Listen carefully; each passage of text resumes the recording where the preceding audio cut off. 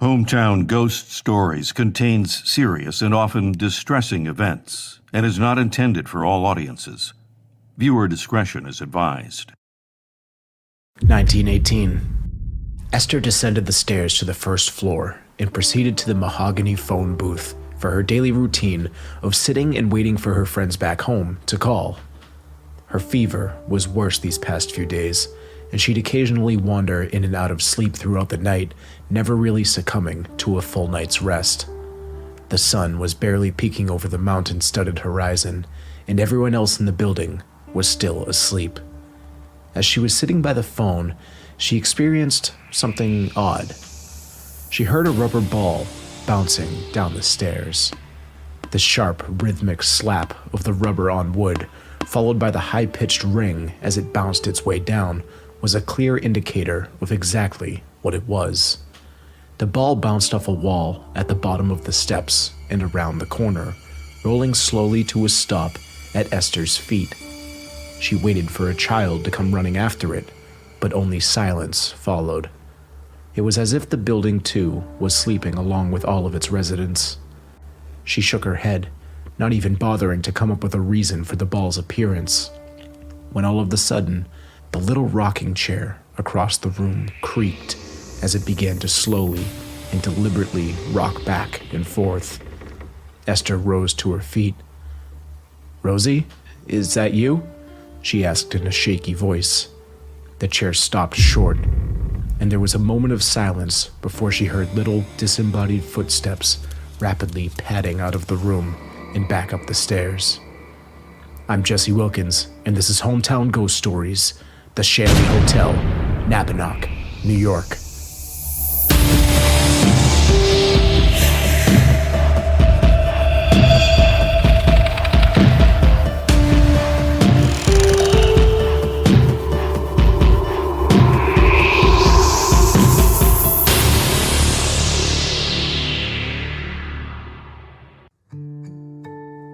Sitting in the foothills of the Shawangunk Mountains is a little town called Napanoch, New York. Some describe it as a bit of a ghost town, left to decay and abandoned by its residents. But it's not. With a population of around 1,000 residents, it's actually a beautiful little town, with restaurants, farms, a gorgeous landscape, and even an active prison where the infamous Amityville murderer Ronnie DeFeo was held for some time. It's also home to what many describe to be one of the most haunted hotels in America, the Shanley Hotel. In 1845, a man named Thomas Rich built the richest hotel on 56 Main Street in Napanoch. The town was a bit of a vacation destination for city folk who wanted to get away from the everyday hustle and bustle of city life. Due to the close proximity to the railroad, the hotel was a success. It earned a reputation as one of the most luxurious hotels around, with great food and new furnishings. Rich sold the hotel in 1851, and the newly named Hungerford Hotel continued to hold up its standards and cater to some of the same clientele as Mr. Rich, which included a distinguished membership which granted access to their gentlemen's club and bordello. On March 18, 1895, a fire spread through Napanoch, and the hotel burned to the ground. The new owner, Adolph Wagner, quickly rebuilt the hotel, and it was back in business by November of the same year. James Shanley and his family migrated from Ireland to New York City. The Shanleys were quickly living the American dream, opening successful restaurants across the country. James eventually moved upstate and fell in love with the beautiful town of Napanoch. He enjoyed the town so much that he decided to buy the hotel in October of 1906. The asking price? $10,000. He added his own touch to the building, adding a billiard room, barbershop, and bowling alley. The Shanley Hotel was a hit. James married his longtime sweetheart Beatrice at the hotel on April 26, 1910, and the newlyweds spent their honeymoon in the nation's capital. Many celebrities and politicians visited the Shanley, including Thomas Edison and Eleanor Roosevelt, who was good friends with Beatrice. The Shanleys even attended President FDR's inaugural ball in 1933. On January 6, 1912, Beatrice gave birth to their first daughter, Kathleen, but tragically, she would only live for 6 months. They would try again and have 2 more children, James Jr. and William. James Jr. died after 4 months, and William only lived just shy of 6 months. It's said that her broken heart can still be felt within the walls of the Shanley Hotel to this day. Beatrice's ghost is one of many that is said to haunt the Shanley Hotel, with guests witnessing a woman in period dress wandering around the hallways. People smell her perfume and believe that her spirit may be walking the halls looking for her lost children or her sister Esther, who also passed away inside the hotel. Beatrice and her sister were very close. Esther and her husband John lived in the adjoining apartment to Beatrice and James, and the two spent a lot of time together. Esther died suddenly from influenza in 1918, leaving her sister to care for her two children. The Shanley family were certainly not the only ones to experience tragedy at the hotel. Peter Gregor, who worked as the barber and lived at the Shanley, had a young daughter named Rosie. One day, she wandered across the street to the Hornbeak farm, where she liked to look into the well and toss small stones. Rosie lost her balance and fell into the well, hitting her head on the rocks as she fell. 2 hours later, her body was found. In 1918, with Prohibition in full swing, James would turn the Gregors' former apartment into a speakeasy and gentleman's club. Shanley was involved with a known bootlegger by the name of John Powers, and the two kept their illegal liquor hidden beneath the bar through a trap door. On February 26, 1932, the Shanley Hotel was raided on suspicion of bootlegging. Both Shanley and Powers were arrested and the liquor was confiscated, but neither did any time. Perhaps the powerful politicians Shanley had cozied up to over the years helped him out of that situation. James died in 1937 after suffering a massive heart attack. The community sent flowers and letters to Beatrice, and everyone was heartbroken over the loss. Eleanor Roosevelt sent a letter to Beatrice expressing her sorrow and apologized for not making the funeral. Beatrice sold the hotel to Allen Hazen, who ran it until his death in 1971. The hotel would change ownership a few times until it closed its doors in 1991. It sat abandoned for 10 years until Sal Nicosia bought the building with plans to restore it to its former glory. What Sal didn't know at the time was how many spirits resided within the building. It would only be a matter of days before Sal realized he wasn't alone in the hotel. The spirits were so active that he decided to change his whole concept of what he was going to do with the building. He began communicating with the spirits and even used their guidance to pick out wallpaper and floor tiles for each room. Sal passed away in 2016, and Kelly, the current owner, purchased the building at auction the following year. She too quickly realized how haunted the building was, and claims that at least 36 ghosts inhabit the hotel, with some who come and go, so the number could be higher at any time. Today, the Shanley Hotel is widely regarded as one of the most haunted hotels in the country. In fact, the dwelling is so infested with ghosts that children are banned from spending the night. For over 25 years, paranormal evidence has been meticulously cataloged by investigators and guests. An entire generation of the Shanley family lost their lives here, and those are just a few of the dozens of spirits that are said to inhabit this building. All 3 Shanley children died in the hotel, every one of them before their first birthday. Rosie, who lived at the Shanley, died in the well just feet away from the hotel, and Esther died in her room. There are also unconfirmed reports of a suicide in the Eleanor Roosevelt bedroom, where a guest allegedly hanged himself. To this day, guests claim to see the spirits of children running through the halls, as well as hearing their laughter echoing from empty rooms. Furniture can be heard dragging across the second-story floor, as well as footsteps thumping above your head. The spirit of a woman believed to be Beatrice can be heard crying as she wanders the hotel looking for her lost children. It's believed that former patrons and hotel employees still visit the bordello from beyond the grave. The ghost of Anna has been seen and heard in her room that she used to work and live out of. And a woman named Claire reportedly took her own life in the late 1800s. Her screams can be heard echoing from the 3rd floor. The specter of a cat named Sweet Thing has been seen all throughout the hotel and even caught on camera. With the Shanley Hotel being only about a 4-hour drive from us, Dave, Rob, and myself booked the hotel for an overnight investigation to see if it lived up to the hype as one of the most haunted places in the country. The first thing you notice when entering Napanoch is the gorgeous landscape. With the mountain ranges and farms, green grass, and a small town feel, it's no wonder why James Shanley quickly fell in love with the area. Pulling up to the Shanley Hotel, it was just as I pictured it. A little run-down and spooky on the outside, and stepping inside felt like you were time traveling back to the early 1900s.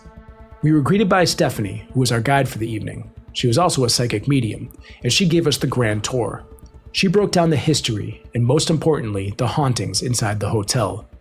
While on the tour, both Dave and Rob heard what sounded like a cat purring on the second floor. Stephanie informed us that there were no cats in the hotel, but that they may have just heard the ghost of Sweet Thing, the ghost cat that still wanders the Shanley.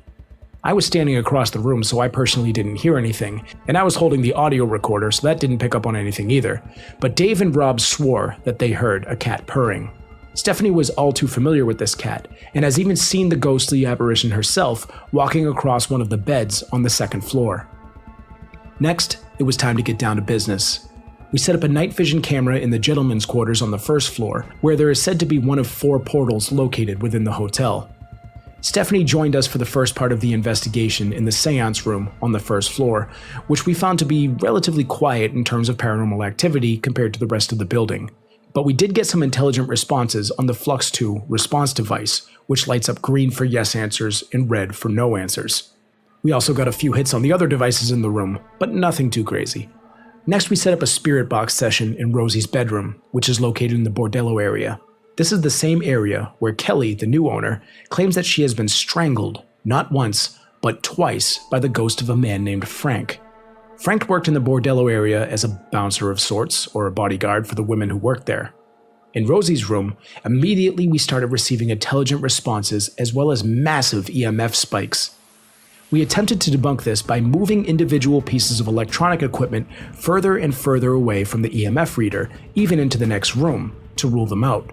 But the signal seemed to be coming from something that we couldn't see. It was most consistent at the foot of the bed. It would fade away and then come back when we started asking questions again. Some of the responses we received to our questions were nothing shy of shocking. For starters, the voice of a child kept coming through, and it sounded like the same person over and over again. I asked, "Is somebody here that wants to communicate with us?" And the response that we got was a young woman saying, "Hi guys, I'm here." Here's the unedited clip. Is somebody here that wants to communicate with us? Oh, I'm here. I'm here. That was a kid's voice. That was a kid's voice that just said, "I'm here." Holy. Yeah. It's important to note the gap within the responses. For those unfamiliar with how the SB7 spirit box works, it quickly scans through radio frequencies, creating a loop of white noise. It's believed that spirits can communicate with people by manipulating the white noise. The gap between where she says, "Hi guys," and "I'm here," skipped through roughly 15 to 20 radio frequencies. That means the same voice was stringing together a complete sentence on 2 very different signals. Next, it seemed to call me by name, twice. Then Rob asked whoever we were communicating with if it knew his name, to which he got a clear male voice saying, "Yes," followed by the same child's voice faintly saying, "Rob." Thank you. Can you tell us what your name is? I heard Jesse. That's what his name is. That's What's my your name. And thank you for Acknowledging him. talking to me. Can you tell us the other folks' names in the room? Who else is here? Jesse again. Jesse again. I see the EMF. The EMF is spiking again.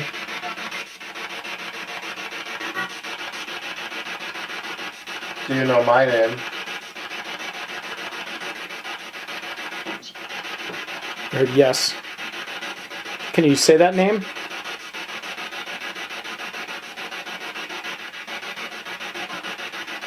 I heard Rob. It was very faint. It sounded like a little kid again. What? Yeah. I've never heard it It was from like a that distance. faint. We're talking here? We received a few more responses to our questions, including a male voice saying, "We're talking here," then a different female voice telling us, or somebody, to get out. But a very clear response caused us all to freak out a little bit. For audio listeners, I'll describe the room. It's full of toys and dolls which are placed on shelves and dressers throughout the room. There's a ton of them. I asked Rosie if these were her toys and which one is her favorite. A female voice came through and said, "The dolls." Here's the clip. Are these your toys? These little dolls over here? Oh my god, it's a doll! Oh, shit. Oh my lord! Whoa! Oh, man. That very clearly said dolls. I want to listen back and see if it said like my dolls or something like that, because I heard 2 syllables there, but 100% said dolls. That's fucking... That's back to back, just creeping me completely out. Yeah. That was terrifying. These little dolls over here? Oh. These little dolls over here? Oh. Next, we set up in Anna's bedroom, which is also located in the bordello area. EVPs have been captured of Frank and Anna arguing. Anna's spirit is said to be more responsive to men who have facial hair, which works out for us since we all have glorious beards. We didn't catch much activity in this room, so we went next door to Maddie's bedroom. We immediately heard what sounded like a woman's voice saying hi through the spirit box. I put $1 on the nightstand as a trigger object to see if we can get a reaction out of Maddie's ghost, and I laid down on the bed. I placed a flashlight next to me, informing her that all she had to do was touch the flashlight to turn it on, and began talking to Maddie. She said hi again. I asked if she was happy here, and then the flashlight turned on. Dave spent some time in the scrying room, which is a small dark room with a haunted mirror. The concept of scrying is to sit in front of the mirror with only a single candle as a source of light in front of you. You stare at your own face through the mirror and try to put yourself into a meditative state. It's a method of divination. The word scry comes from an Old English word, descry, which means to make out dimly. It's said that as you stare into the mirror, once you clear your mind, your face can begin to morph, and sometimes apparitions can appear standing behind you. You can receive answers to your questions almost as if you were using a crystal ball. The staff at the Shanley showed us some of the pictures that people had captured here, and some of them were pretty remarkable. Next, we headed to the 3rd floor. We visited Adam's room, who was said to have been a serial killer responsible for the deaths of 38 people. Visitors to this room have been scratched and choked by an unseen entity. He has been known to tell people to get out of his room. We also investigated Claire's room, who was the unwed mother who allegedly hanged herself inside that room. Many claim that they can see her ghost staring out of the window. The odd thing about that is, the window has been boarded up for years, so it would be impossible to see an actual person standing inside the window from outside. We spent the majority of our time in Joe's room, who was said to have been a mafia hitman who lived at the hotel for some time. James Shanley had ties to the Irish mafia, so it's believed that Joe was also part of the mob. Countless paranormal teams over the last few decades have communicated with Joe's ghost, and the same number seems to come up over and over again: 107. This is how many people Joe claims to have killed during his life. We experienced a lot of equipment malfunctions on this floor. Flashlights stopped working, our night vision camera's battery was drained at the same time, and our spirit box suddenly had the volume drop to a point where we could barely hear it, even through the Bluetooth speaker. Once we left the 3rd floor to recharge and look for replacement wires, everything kicked back on and started working again. The night vision camera rebooted with a full charge, and our flashlights clicked on without an issue. It's hard to say how many of the 36 ghosts we encountered inside the Shanley Hotel, but one thing was for sure: Rosie's room seemed to be the most active that night. As we were getting ready to wrap up, Rob and I decided to head back to her room to test out the Estes method. I sat blindfolded on her bed with noise-canceling headphones attached to a spirit box. In my ears, all I could hear was the choppy white noise, while Rob stood behind me and asked questions that I could not hear. As words and phrases were coming through the spirit box, I would just say them out loud as Rob continued to ask questions that I couldn't hear. As we began, I saw a ball of light in my left eye. This wasn't like someone shining a light through a blindfold, but it was as if there was a small, floating ball of light behind my closed eyelid. I have never seen anything like this before, and there's obviously no way for me to prove to any of you that this happened, but as a pretty skeptical guy, I have no explanation for what I saw. We continued the session and then watched the tape back. It was pretty surprising how many of the words matched up with Rob's questions. We both got goosebumps at the same time at some of the messages that I had received, and I almost decided to stop when the words turned to screams in my ears. We'll play some of that clip later in the show. There was so much activity at the Shanley Hotel, it's hard to explain. The building is a lot bigger than it appears to be on the outside, and I feel that we could have spent a week there and still not covered the whole place as thoroughly as we would have liked. There have been countless paranormal teams that have investigated this hotel over the last 25 plus years, and with our experience added to the vast catalog of unexplained activity, I can confidently say that this location lives up to its name as the Haunted Shanley Hotel. I'm Jesse Wilkins, and this is Hometown Ghost Stories, Napanoch, New York.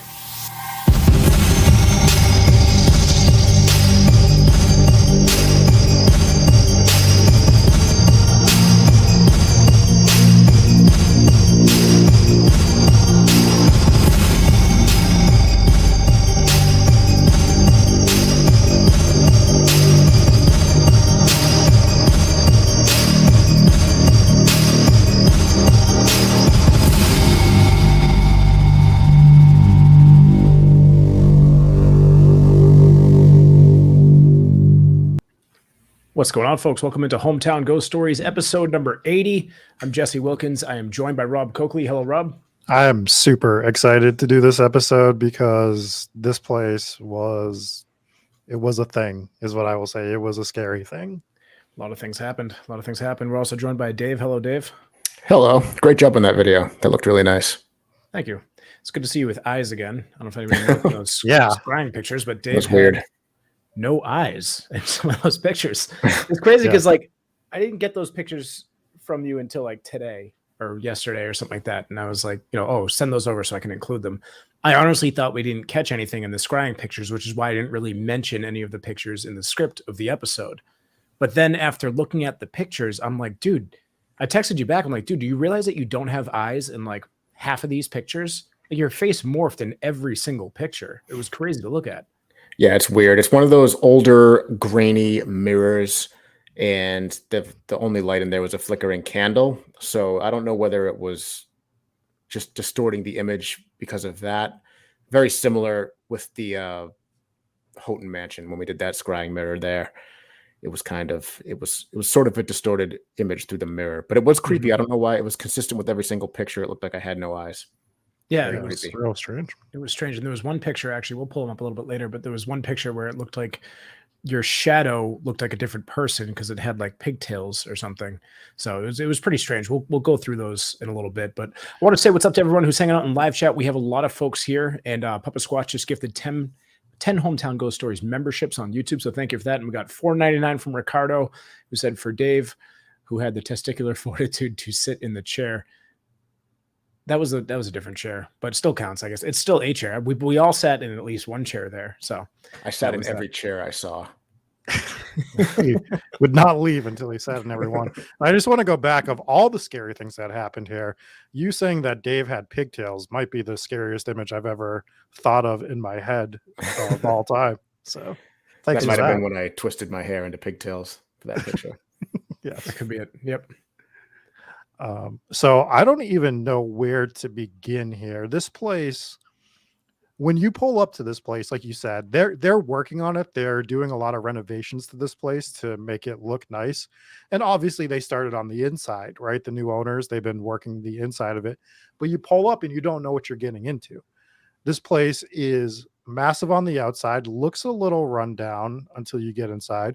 But more alarming is the building across the street that you showed, where the entire roof is caved in. And you're just like, where are we right now? But then you go down to like the actual downtown area. There's some restaurants there. It's a nice little area to walk around. So it wouldn't be a bad town to spend the weekend.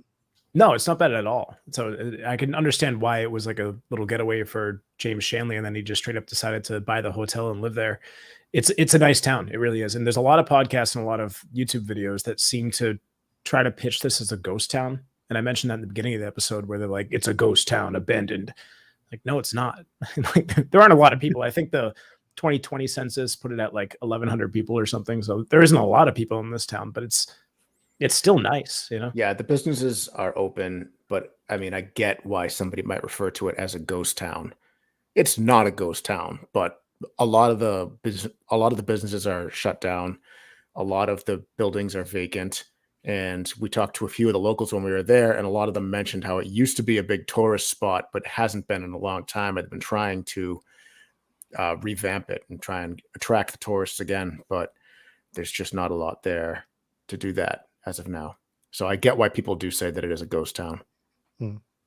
Yeah, I mean, compared to busier towns and cities, obviously, there's not a lot of folks there. So it's as close as you're going to get to a ghost town, I suppose, but it's not. So anyways, but yeah, the hotel, from when when you pull up to it, you're looking at it, you're like, I don't think we can sleep here, right? But the Right. first and second floors are nice. I mean, the bedrooms were nice. The majority of them on the second floor were inhabitable, and it was actually pretty accommodating. So I was not afraid to sleep there at all whatsoever, besides the fact that maybe there was a ton of ghosts there.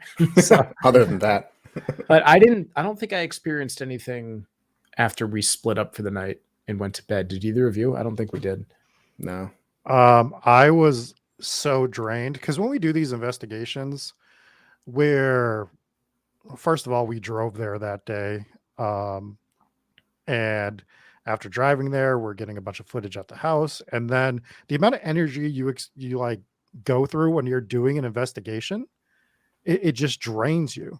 So by the time we went to bed at like 3:30, 4 a.m., somewhere, in that time frame, I was just wiped and I just lay down and I passed out immediately. So that ghost cat could have been freaking pouncing on me the whole night. Who knows? I was out. That's the room I was in, was where we saw the ghost cat, or heard the ghost cat. Rather. Yeah. Yeah. So, which was interesting. We had no idea about the cat. I didn't know anything about the cat. We were just in this room. We're doing the walkthrough. And as we're doing the walkthrough, we're in this room. Me and Dave are on one side, and you're with Stephanie, and she is like kind of going over the room. And we hear this thing, and me and Dave just look at each other like, the hell was that? It was like a meow or something, or a purr. And Stephanie goes, oh, that's, I forget, what's the cat's names again? One of them is named Sweet Thing. Yeah. That's probably Sweet Thing. That's the ghost cat that's here. And just without missing a beat, she knew exactly what it was. She's like, that's who this is. There's this ghost cat, and has been seen frequently here. So that's how our night started within this hotel, is hearing this purr from apparently a ghost cat. Like how everybody in chat seems to think that the ghost cat is a demon. Did they not hear the part when we said that the demon's name is Sweet Thing? Yeah. I don't think. Quite the name for a demon. The footage we had pulled there, it was in the episode, was from an investigation at the Shanley, and it very clearly looks like a cat walking with its tail pointed up, and it was moving like a cat. That was actually some really cool footage that they had caught there. It was available on the Shanley website.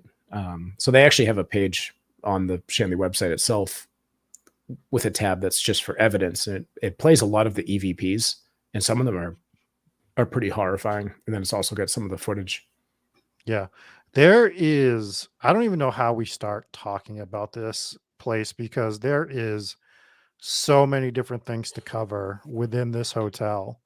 There's just so many stories, and that's kind of what you want when you go to a place like this. There's just, every room has its own story for the most part, like whether it's a small one or a big one.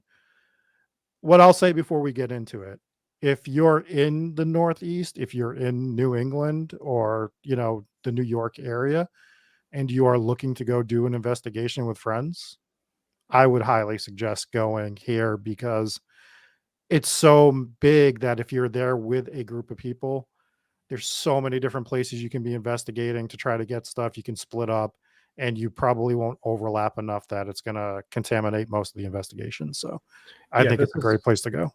Yeah, well, we've spent the last few weeks advocating for smaller groups investigating places, and we just go on and on about how we always wish that, we could do things with less people.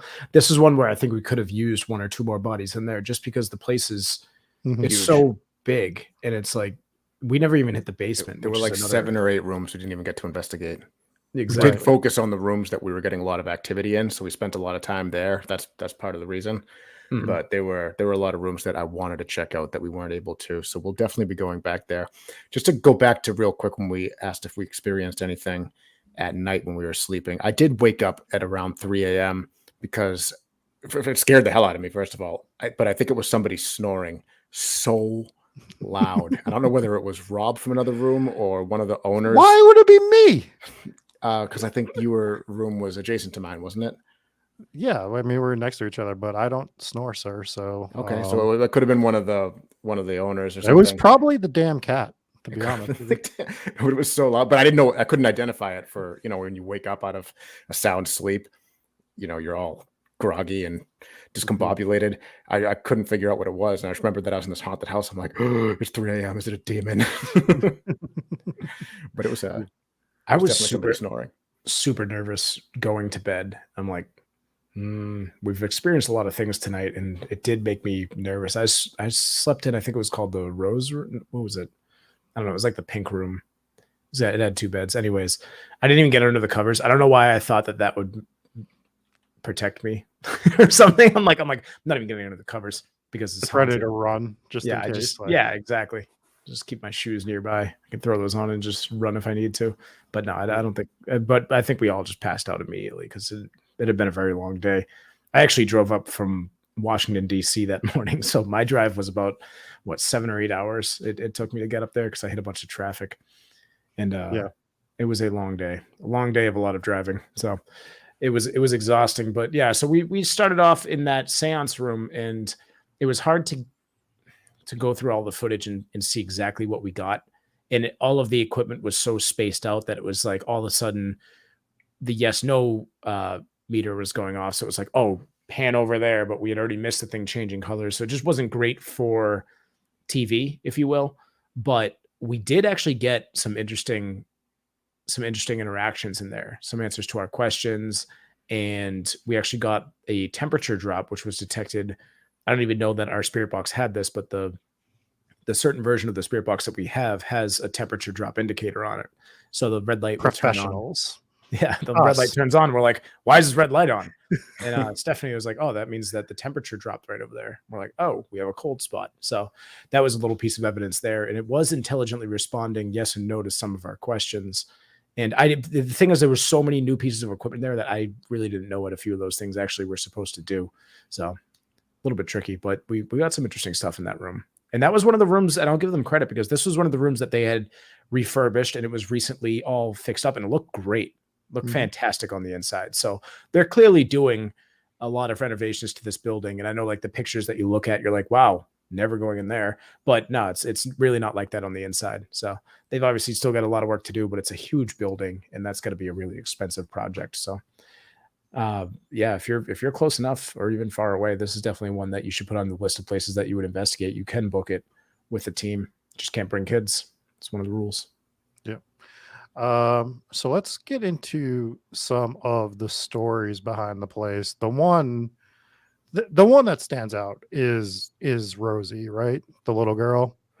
And there is the story that everyone thinks happened, and then there is a conspiracy story behind this. And I don't believe the conspiracy too much. I think this is more of like the one that you told, I think, is what probably happened here, right? So basically, Rosie is the girl who went to go play outside near the well, and a few hours later, they found her body in the well. Unfortunately, she had passed away, and they think she had fallen in there on accident. The conspiracy version is somebody was doing inappropriate things to her while she was alive, and eventually decided to throw her down the well. So I think that is more lore. There's nothing to really back that up other than conjecture. So I think we're looking at probably the first one on this one. It could be, but also back then, I mean, that type of a situation is reported more nowadays. It was extremely taboo, especially in the early 1900s. So I don't think it's completely out of the realm of possibility. I think that if something like that was happening, it would be more likely that it was hush hush, swept under the rug, and then they came up with the other story. So that's true. I mean, that's very fair. Definitely fair, especially depending on who it was, right? Right. So I mean, it's a fair point. So I'm not sure. I don't know. It feels. I guess either one could be accurate. Yeah. But so this whole location has a big mix of confirmed deaths, rumored deaths, and then basically guests that people have communicated with their spirits where they kind of identify who that is. And we're not talking about a couple months worth of investigations. We're not talking about a couple years worth of investigations. We're talking about a couple decades worth of investigations at this location where you have thousands of paranormal investigators, and they are writing down everything that they experience. And when you have multiple teams who virtually aren't communicating with each other at all. I mean, we don't know a single person that went there, and so we didn't get the lowdown from anybody. When you have all these different people communicating with a certain kind of spirit in a room, and you keep getting the same name over and over again, I believe that's how they're really identifying which spirit is in which room. Yeah, that's fair. Another thing I want to hit on real quick, we talked about how we were talking to some of the locals. And if you talk to the locals in town, like we were at a restaurant eating and we were talking to another gentleman at the bar and the bartender, everybody has a story from the Shanley Hotel. Everyone has some sort of story from the town. And we heard from multiple people the window one. So this window story, you don't just hear from one or two people. A lot of people in town will be like, I was walking by the Shanley Hotel and I saw somebody in the third floor window looking down at me, but there was no cars there. The building looked empty. And like we put over in the episode, it's impossible for somebody to be looking at you through that window because it is blocked off. Like any of those third floor windows are blocked off. So these stories being repeated to us like was pretty intense in my opinion. Like just to hear it from, I believe it was the bartender and then one other person we heard it from as well. Mm-hmm. Yeah, there were a few pictures that we captured and a few of them were included in the episode where it almost looks like you could see the silhouette of a person. It wasn't enough for me to be like, here's a piece of evidence, because it's just, you don't know what it's reflecting off of. But there's a few pictures where you could see that. And it's just such a strange phenomenon because people are seeing folks up there. And like we actually, when we were streaming, I think we showed the windows, like they're all on the third floor boarded up for, I would assume, insulation purposes in the winter. So what do you think people are seeing? Because if there's a ghost in the room, you can't see it through the boarded up window. So the ghost would have to be what, in between, or it could be a stone tape imprint, something like that, or right. Or another "we don't make the rules" situation of it can present itself however it wants to, right? I guess. Possibly. Because if it's showing itself, it wants whoever's out there to see them, is what I would say. If it's an intelligent haunt, right? Which I if it's an imprint, then it could just be that. Well, that's fair too. I just think there's enough intelligent haunts here that I think that whoever is showing themselves in this window is making sure that they're seen. True. Could be. That's what I believe, anyways. Yeah. Are we all thinking about it? We're just thinking about it. We're having a moment. I apologize. I was trying to just catch what you said. I again, I'm dealing with internet issues, so there was just cutting out. I'm just trying to keep myself involved as much as I can in this conversation. Anyways, so the other ghosts that you have here. So I think let's start with like the real confirmed deaths. Mackenzie sending $4.99 a super chat. Thank you so much, Mackenzie. There's Rosie who died in the well. That's a confirmed death. Whether or not it was murder, accidental, I lean towards accidental without proof of it being something else.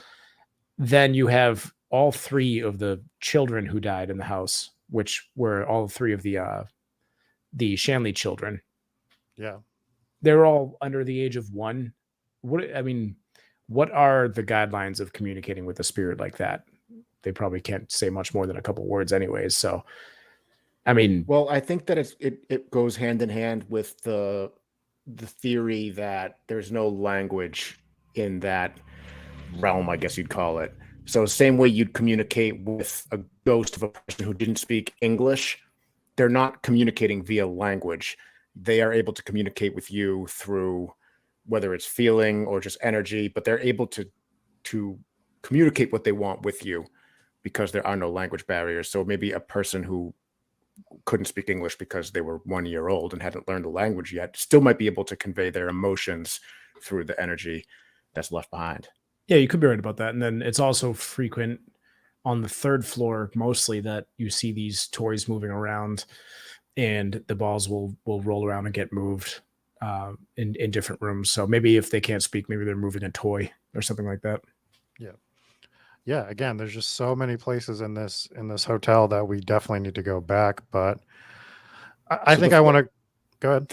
Before we go to, so the third floor for me was an interesting experience when we first got there, because Stephanie, the person who was showing us around and that we interviewed, she is a medium, and she was talking about the portals that they found Oh yes, at yes. this location. And I was immediately intrigued because we have numerous times questioned, how do you find a portal? How Yeah. is there a tangible evidence of a portal to the extent that you can say there are X amount of portals here? So the second she said there are, I forget whether she said 4 or 7, whatever the number was, I said, okay, how do you know? How do you find a portal? And she said, you can feel them. And she said, put your hand right here. There's one right here. And just hover the hand above the wall, and it's going to feel like pins and needles, almost like static electricity without the shock. And I said, okay. And I don't know whether it was just my mind telling me what I wanted to feel, but I thought I could feel it over that exact spot where she was telling me to put my hand. I did it, and I felt the pins and needles feeling. And there was no reason for me to feel that there. There was nothing on the wall. There was no like weird textured section of the wall. It was just one consistent texture going across, and just in that exact area, I could feel the pins and needles. And Jesse, I think you said you could absolutely feel it too later on when we showed you. I did, yeah. I'm actually pulling up the file for it right now. Although with my internet being the way it is, I don't want to play it. So Rob, in private chat, I dropped you what folder it's in. But if you want to pull up that video, just exploring the portal room, I don't know how long it is, but we can play a little bit of it and kind of show where one of these portals were. There were 4 of them, they say, in this hotel. I know one of them is the one that we all went to go kind of check out and see if we could detect it or whatever. There was another one in the gentleman's parlor on the first floor. I'm not sure where in the room that one was. And then there's 2 other ones. I'm not entirely sure. Did she tell you where those ones were? Do you guys remember? She mentioned it, but I don't recall where they were. Gotcha. Yeah. So again, it's something that we don't know a ton about. And it was kind of cool to finally start to break through and figure out how at least people are detecting it. Which, I mean, if you have a giant house like that, to walk around and just put your hand on every spot on every wall to figure out where those are, kudos to whoever that is, because that's a lot of work, especially in a place that big, man.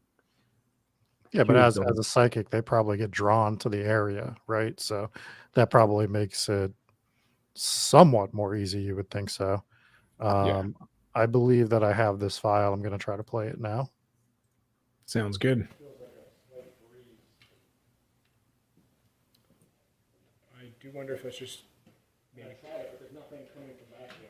Like it does.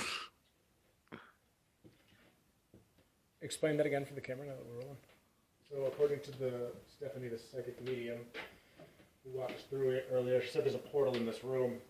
So out of curiosity, I asked how you can tell there's a portal, because I've always been curious about it. And her answer was, it'll feel like balloon static. And she says it's right around here. So if you move your hand from up here to down here, allegedly you're supposed to be able to feel something like balloon static. I don't feel it, but I'm not a sensitive or a medium or anything, so that could be it. When she showed it to me at first, at the time I thought I could feel something. That could have just been my mind playing tricks on me or telling me what it wants me to hear, but I don't know. That's how you're supposed to do it. Allegedly there's one here, right where Rob's hand is. Did you feel anything? No, I keep accidentally comfortable. When I know it feels like kind of big hands forward.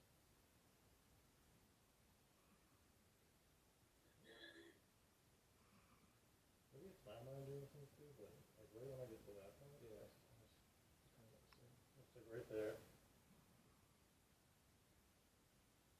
No, it's weird because you feel like you're telling your mind Yeah. to feel something. No, 1,000%. It like tingles. Yeah. 1,000%.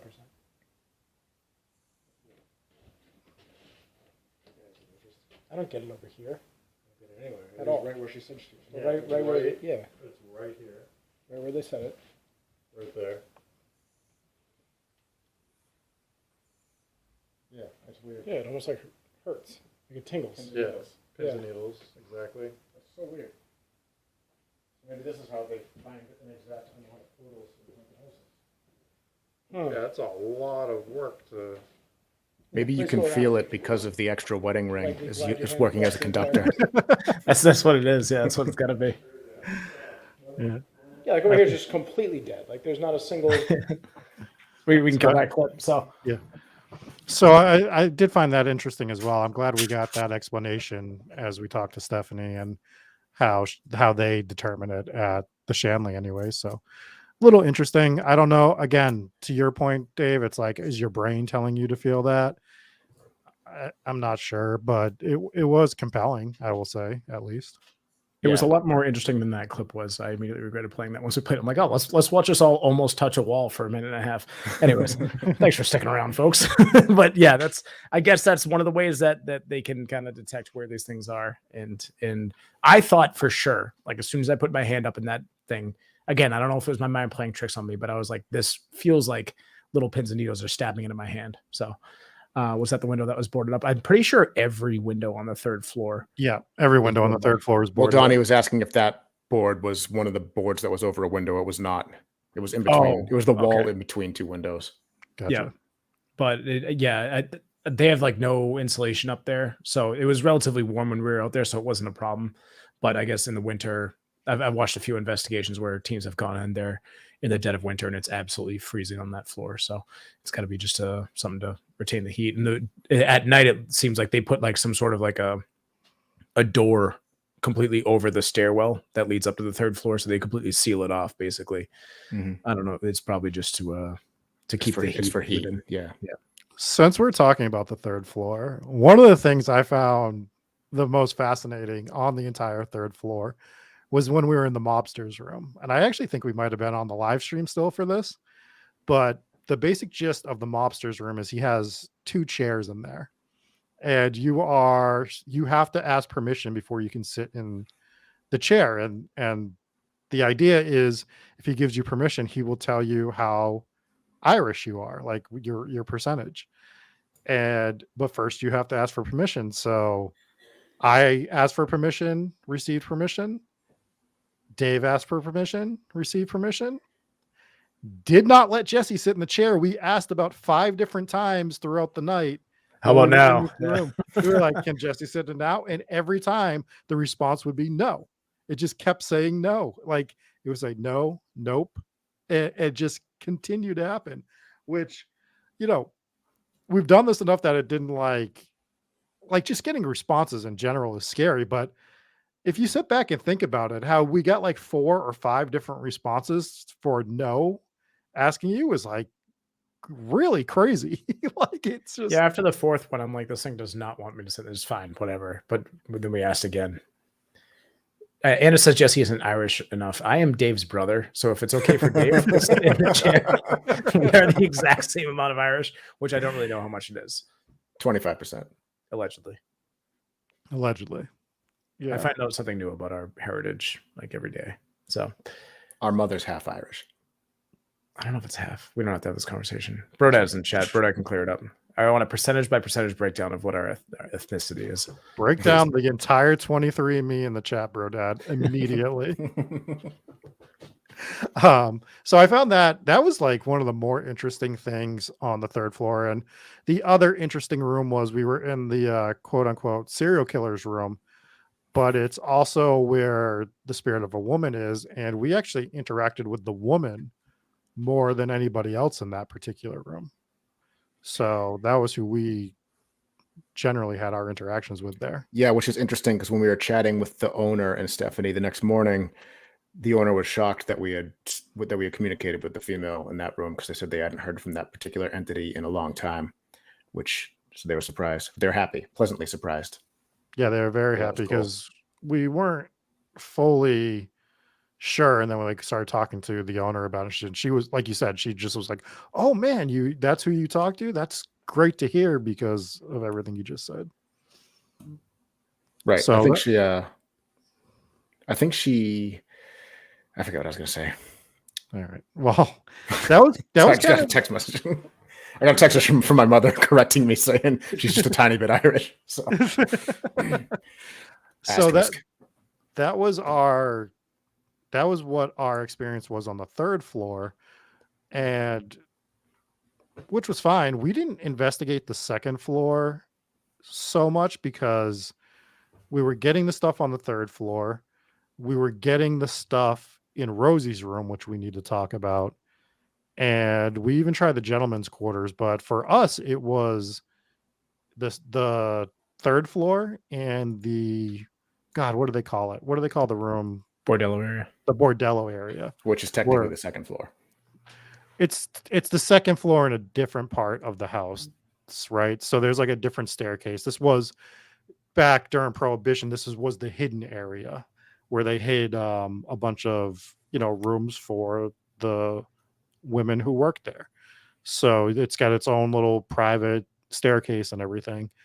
And the place is so big, you just can't get everywhere for the entire night, especially with three of us. So that's kind of where we focused because we were getting our evidence there. Right. So that's where we spent most of the night, in that room, and then the room where we started off the investigation also, and then a ton of time on the third floor. And Yeah. the third floor was, I think, my favorite part, just because of I thought that the mobster room was fun.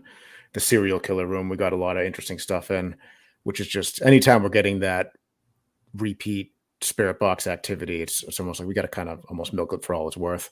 Yeah, in the serial killer room, I think even more than in the mobster room was a lot of equipment malfunctions. And we actually caught a little bit of it during the live stream.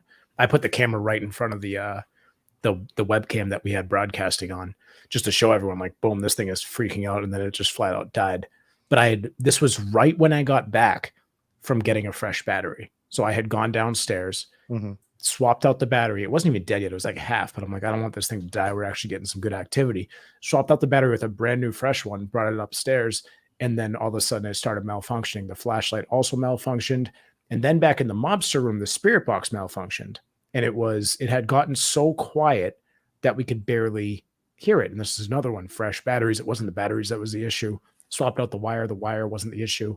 And the weird thing was, like, once we brought everything downstairs, everything was fine again. It all just kind of kicked back on. So I felt like there was something that was pulling energy out of this equipment. I mean, it almost seems like we mention it so much that it almost seems like a gimme. Okay, batteries are going to drain. You're in a haunted place, but it happens so consistently. I mean, this is science, right? This is the scientific method. This is testing something out. It keeps happening over and over again, and it keeps going crazier and crazier. So it's something that keeps happening, and there's a reason. Yeah. And I think that kind of leads us all the way, like, full circle here, where let's hit on the gentleman's quarters. We went to the gentleman's quarters where there's like 6 beds in there.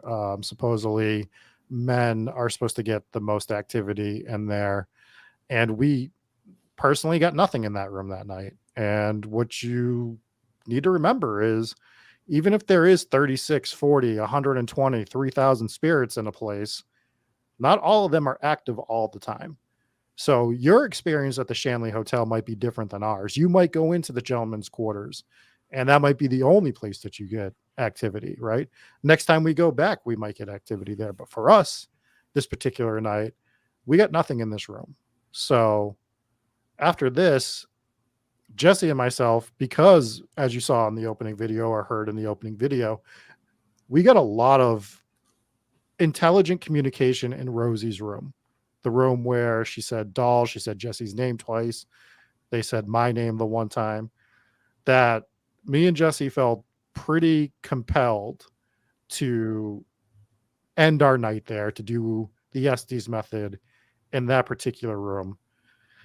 And dude, we did that. And so if you're listening, what we're doing tonight is we are going to be playing a couple clips from this after the episode's over.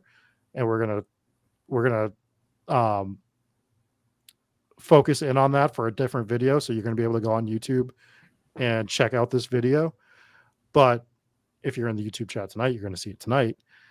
But dude, I was scared to death as we were doing this Estes method. Like, I legitimately got goosebumps 3 times, and I almost pulled the plug on it 2 times.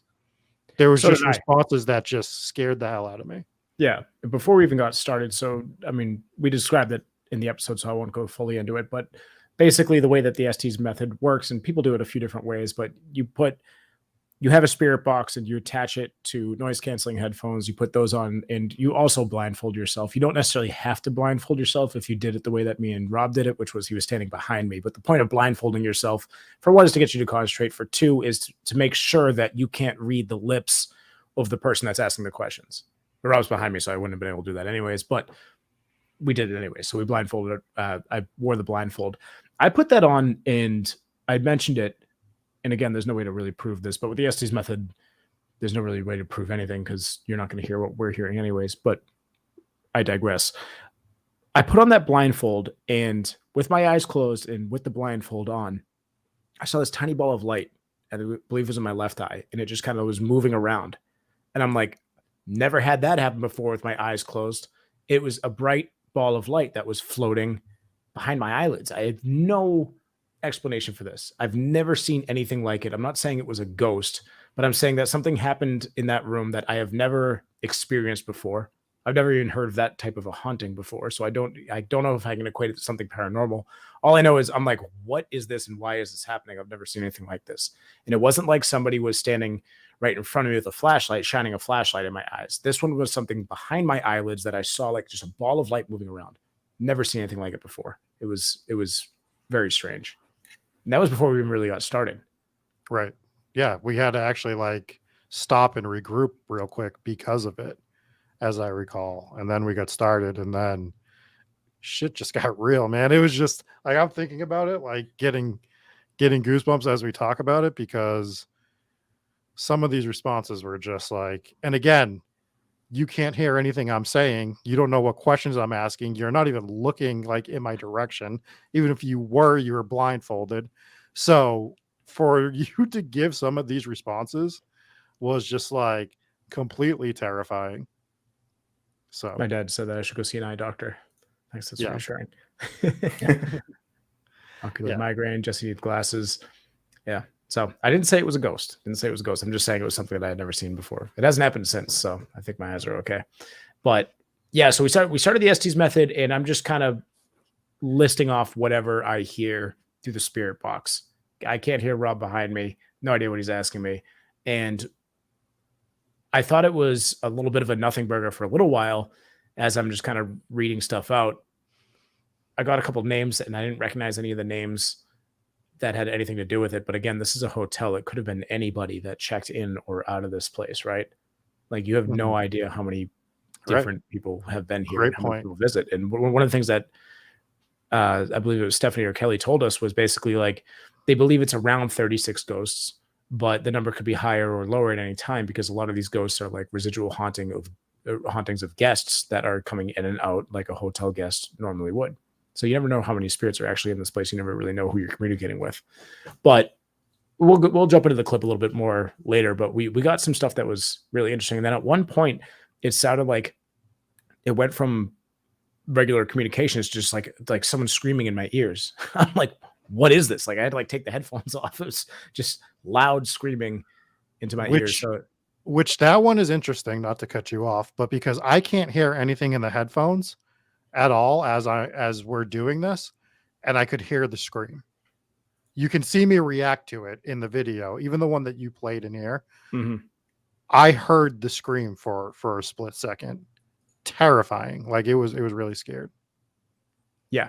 So that was that part of it. But we kept going after that. At that point, you're like, do you need to stop? I'm like, no, we're good. We'll keep going. But if it had kept screaming like it was screaming, I probably would have stopped because it's like, this is, or just turned down the volume, I suppose. But it wasn't anything intelligent. It was just screams. Yeah. So we're going to show this after, and we're going to talk about it a little more. But I think it was pertinent to talk about it during this portion of the show too. Mm-hmm. Yeah, so we'll jump more of that into that in a little bit. But that was Rosie's room, and then next door was Maddie's room. We had originally gone into Anna's room, but didn't really get anything, so we moved over to Maddie's room. And this is where we didn't get too much, but we got on the spirit box. It seemed to be saying hi to us a few times, and then we got the flashlight to turn on, which was really cool. And it was right when I had asked the question, "Are you happy here?" And then boom, the flashlight turned on, and that was it for the flashlight activity. Though we couldn't get it to do it again, so. That was kind of it for that room. Anything else in that room? I'm not too sure. We got too much. That's just where chat got mad at you because you wouldn't stop talking over the ghosts. No, that was in Rosie's room.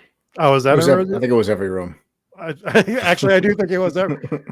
No, it was Maddie's room because it's where you were laying down, I think. No, I like to analyze evidence in real time. All right. Chat was not happy. That's why I'm never streaming a live investigation again. You guys ruined it. And then to be perfectly honest, I didn't sit in the chair because I was scared. Wow. Yeah, We I'm know. just gonna be honest with you. I mean, we knew, but we didn't think we'd get this admission. I wasn't going to. I was gonna be like, I just forgot about it. I didn't forget about it. I thought about it the whole time. Just didn't stop thinking about it. Didn't want to sit in that chair. Didn't do it. So Oh man, yeah. you win this time, chat. You win this time. But it was cool to do the live investigation and share it with the chat because they were able to hear it in real time as well. So that was a cool little thing that I enjoyed, being able to share that experience with them. Mackenzie says the screams would have been a 2-story window jump for her. Would not recommend it, but yeah, it was kind of frightening. It's one of the times I almost pulled the plug where I was just like, I don't know if we should keep doing this, honestly. And yeah, it was a scary thing. And again, we're going to go over this in a little bit. Is there anything else in here that you guys wanted to hit on for the hotel or the hauntings that we encountered? No, I mean, folks, if you're listening to this audio podcast and you haven't swung over to YouTube, we have a couple first timers on YouTube today. It's great to see you guys, and thanks for swinging in. This is an episode where I would highly recommend you come over and watch that. If anything, just for Dave's mirror pictures alone, the scrying pictures. And those ones I found really interesting. Again, it's, a dimly lit room and the photo quality isn't great because it's fighting for light there. But the whole no eyes thing, that I'm like, look at the pictures. I'm like, did you even look at these? Because these are kind of horrifying. And as I'm talking about faces morphing, Dave's face is morphing in the pictures. So I do want to pull up the actually, let's pull that up real quick. I do want to pull up the photo because it did look like there was a silhouette of, kind of looked like a girl with like pigtails, like standing behind Dave. I might just be completely wrong about that, but I'll pull that up. Why don't we jump into some formalities? What do we have going on? Or anything else we want to touch on the Shanley? No, again, I mean, I've already beaten this to death, but if you have the opportunity to go here, 100% go here. It is worthy of a place to go investigate. I can't wait to go back. And I think this is I can't promise anything, but in the future, this is a place that I wouldn't even mind trying to do an investigation with a couple of listeners, right? Because it's so big and there's so much room there, maybe doing some sort of group event here because it has the capacity to do something like that. It could. Yeah. Like we said earlier, this is one where you could split up and have, I wouldn't do more than 10 people, but you could definitely have, this picture is poor quality, but I'll try to present it real quick, but it looked better in the episode. But here's the photo. You can kind of see it here. Doesn't it look like something with pigtails? Oh, behind me? Yeah. Yeah, that's weird. I assumed it was my shadow from it could be the shadow from both candles on either side of my head. Maybe. I don't know. But what's making those bunny ear looking things coming out of the top of your head? Because if you have two light sources coming from different directions, you're going to have two different shadows being cast. Right. Well, here's one different angles. Oh, I guess maybe it could have been. I just don't really understand how that would have done it like that. But the other ones, you don't really have that. Here's one. It's just got the back of your head. They're all a little different. It's kind of hard to tell. But yeah, looks like OG Harley Quinn, says Mackenzie. Yeah. Exactly. So, anyway, I found this stuff fascinating. But again, it's tough to say it's anything like that. I didn't see the pictures. You guys I went off your word that the pictures that the Shanley had of other people taking pictures were fascinating. They were. So if you go there, ask to see those pictures. They do. If you go there and you're booking something, try to see if you can get Stephanie as your guide. She was wonderful. She was a great guide. Highly recommend her as your guide. But she had access to those pictures. Pop says that those are just Dave's lobster claws. The ghost of the lobster claws. But they have access to these pictures, and they are really interesting pictures. So I'm upset that I forgot to do the mirror room. But again, we're doing so many things there. There's so much that things just slip through the cracks the first time. So you got to probably do it more than one time to get everything. Yeah. Brent says in chat, he says, given how close the candles are, I'm not sure the angle would create that much wider pigtail, but that could just be textural. So it's a little bit subjective. It's kind of hard to figure that out. Almost looks like Dave had two black eyes peering over. Wait, what? I didn't see that one. Almost looks like there was two black eyes peering over Dave's head. God, I hope not. We'll have to post those pictures up on Twitter or Instagram so people could check them out for themselves. Yeah. All right, let's jump into some reviews because I want to hit the other videos that we need to talk about as well after the credits roll. So our first 5-star review is from Keller Instinct, titled Great Podcast. I love the history and the banter of this podcast. I listen to it religiously every Wednesday. What a great show.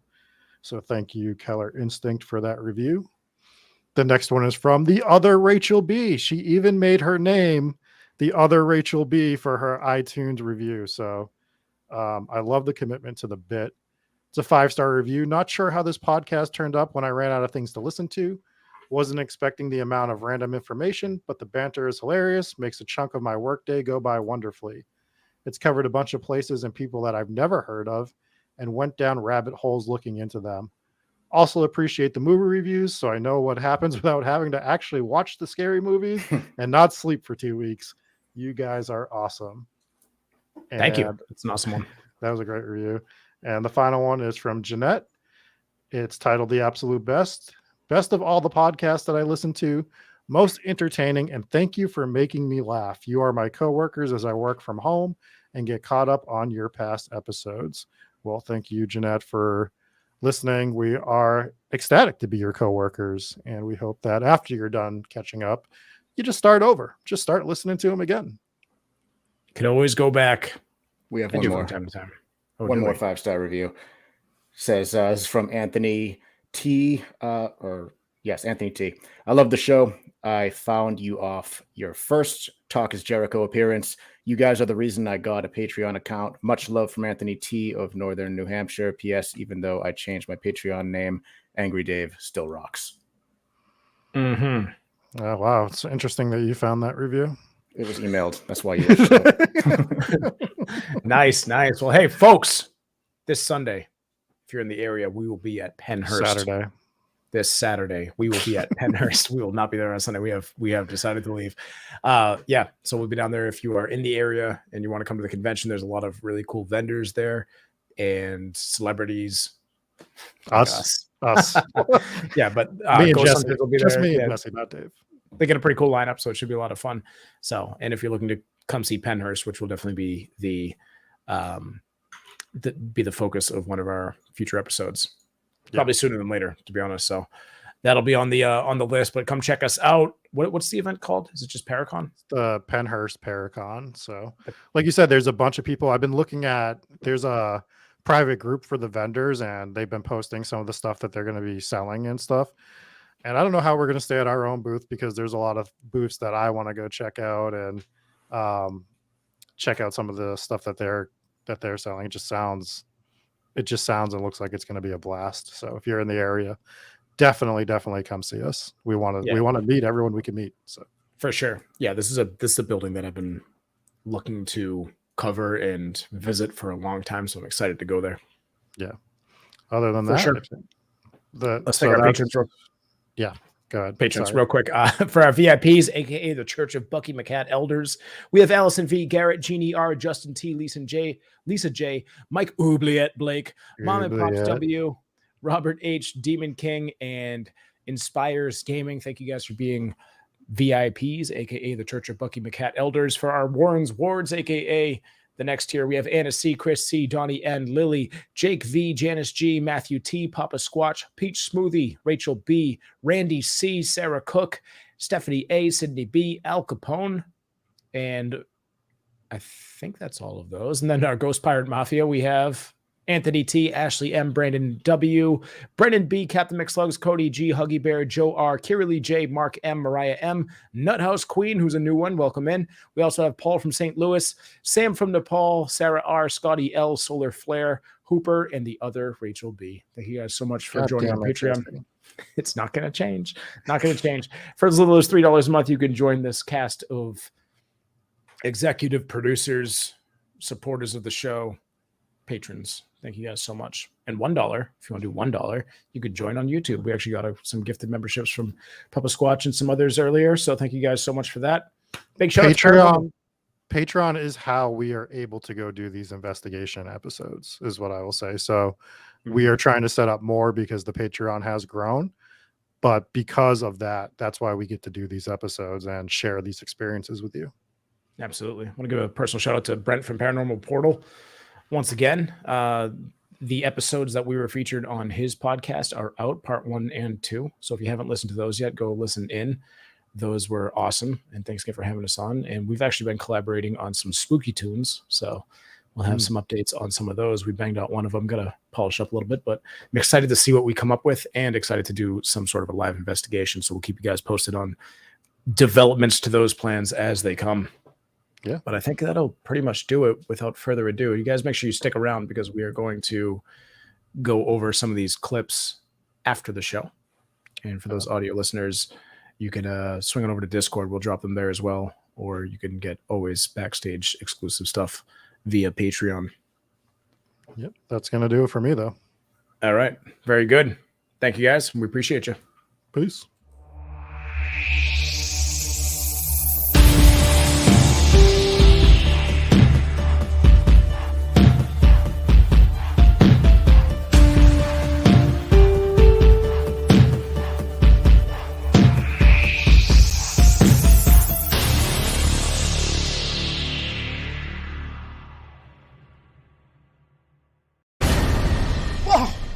What another terrifying episode of Hometown Ghost Stories. I, for one, have goosebumps. Can you see them through the tattoos? Probably not. That's okay. What I need you to do is press that like, that subscribe button, then notify it so that you know when we go live. Sometimes there's secret live shows. That way you can jump in, join the chat. We do these video game streams that I've absolutely never died on. Not once. It's never happened. So if you want to see that, make sure you're notified. You can also get some merch. Go to hometownghoststories.com. Join the Discord. I've pitched everything that we have here. Please help the show out any way that you can, and we will catch you next time here at Hometown Ghost Stories.